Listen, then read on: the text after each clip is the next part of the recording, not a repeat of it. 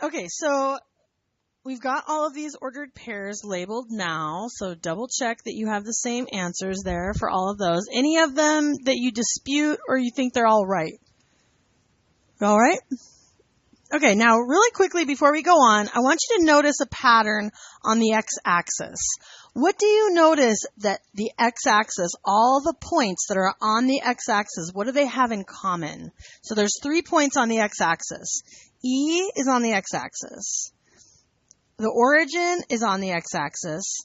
And J is on the x-axis. What do you notice that they all have in common? The y is equal to 0. In fact, I asked you that question. I said, what's the equation for the for the x-axis?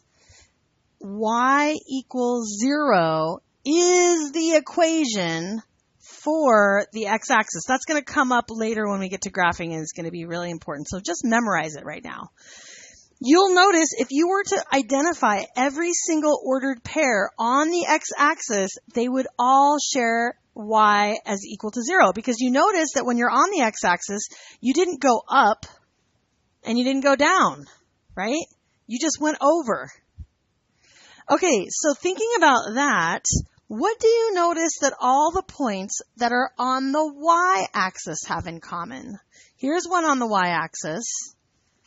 Here's one on the y-axis. Oh, the origin is on the y-axis. Here's one on the y-axis. What do the points on the y-axis all have in common? What is 0? X equals 0. So write x equals 0. X equals 0 is the equation of the y-axis. And if we say a point is on the y-axis, we basically are saying that it is a y-intercept. Because what happens? You play football. Anybody play football or watch football? Spencer, you like football? What happens when someone catches the ball? Interception. Isn't it? Right? An interception. Touchdown. Okay? So if you intercept the ball, you make contact with the ball. That's a football thing, right? But if you intercept the y-axis, you are a y-intercept. All y-intercepts will always have x equals 0.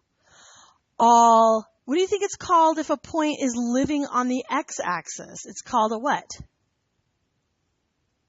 An x-intercept! Because why? The point is intercepting with the x-axis. What is always going to be true about an x-intercept? It's always going to happen when y equals 0. Okay, so that's something to really memorize. You might even put that on a flashcard. The equation for the x-axis is y equals 0. And this is really important because in math we love 0. 0 is our best friend. It is the easiest number to work with, even though sometimes it's the hardest number to understand, right? But mathematically speaking, it's so easy to work with. Now, what's that? Yes, it's true. Now, in the first quadrant, what do you notice that all the points that are in the first quadrant, what do they have in common? They're all positive. So the x's are positive and the y's are positive.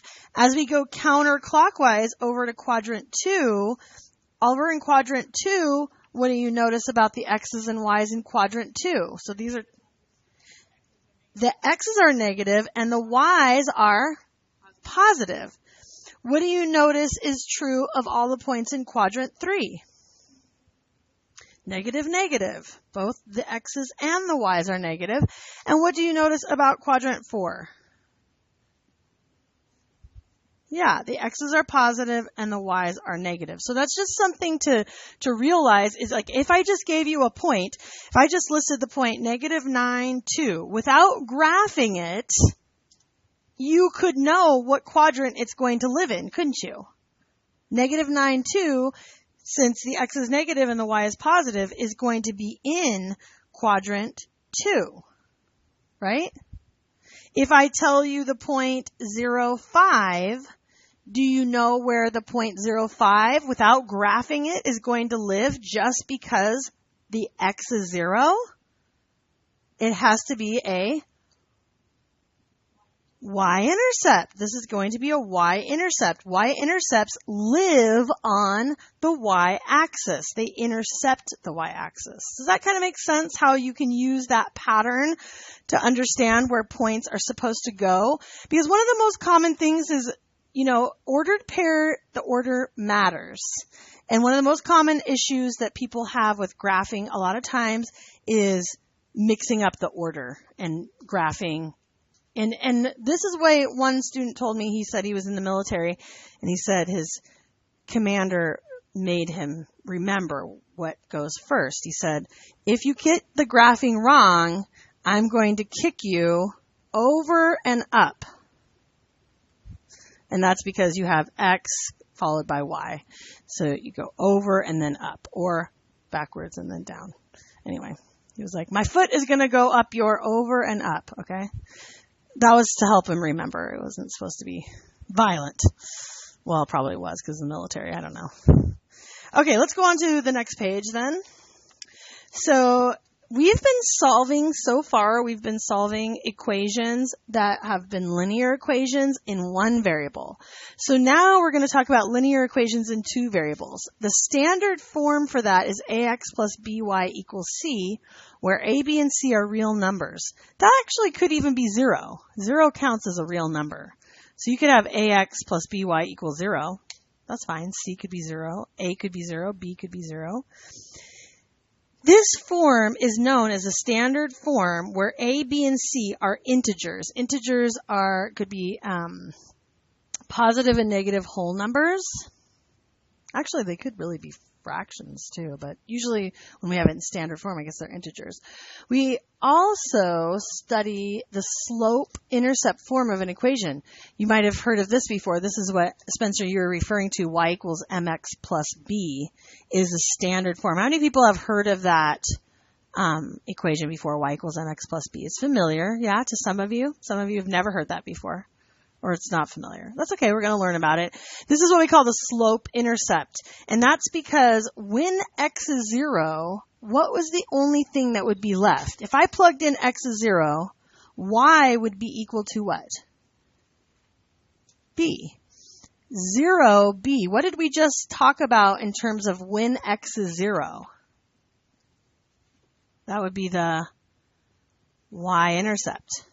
So that's why we say b is the y-intercept, because when you plug in x is 0, m times 0, it doesn't matter what m is. And then we'll learn later about slope. M equals the slope. And we've actually been dealing with things like slope when we talked about things like, oh, the electrician charges $89 per hour. That's a rate of change. That's basically the slope, the rate at which something changes. If you say his initial cost before he even does any work in your home is $79, that's at 0 hours. That's your y-intercept. $79 is what it starts at, 0 hours, $79. You kind of get that, how that's related? So that'll come up too. Determine if the following ordered pairs are solution to the equation. So if I plug in x is 0 and y is 4, will it work? And that's basically the same thing we do when we check, right? So if I go ahead and plug in 2 times 0 plus 5 times 4, is it equal to 20? Yes, it is, because 20 equals 20. Then we can say yes, 0, 4 is a solution. Do you know what kind of solution? Does that solution have a special name, 0, 4? Whenever you see a 0, you got to get excited. 0, when x is 0, what kind of point is this? Y-intercept. 0, 4 is the y-intercept. You don't need to know that just now, but you might as well try it. So for the next one, you're going to do the exact same thing. 2 times what? Does it matter what number I put in for x? -5 plus, and now what would I do next? 5 times 6. And I don't know if it's a solution, so I'm asking myself, is it going to be equal to 20? Negative 10 plus 30, is it equal to 20? Yes. So 20 equals 20. Yes. Negative 5, 6 is a solution. It's not any kind of special solution, meaning it's not an x-intercept or a y-intercept. It just is a number that exists on the line. How many points do you think exist on a line, on any given line? An infinite number of points. But that doesn't mean that every single point will work. Let's try the next one. 2 times 2 plus 5 times what? 3. Is it equal to 20? 4 plus 15 is not equal to 20 because 19 does not equal 20. So no, 2, 3 is not a solution. Does that kind of make sense what we're doing here? We're basically just checking to see if these points either work or don't. Does that make sense? Okay, go ahead and try that for the next 3 problems, and then we will share out on those problems.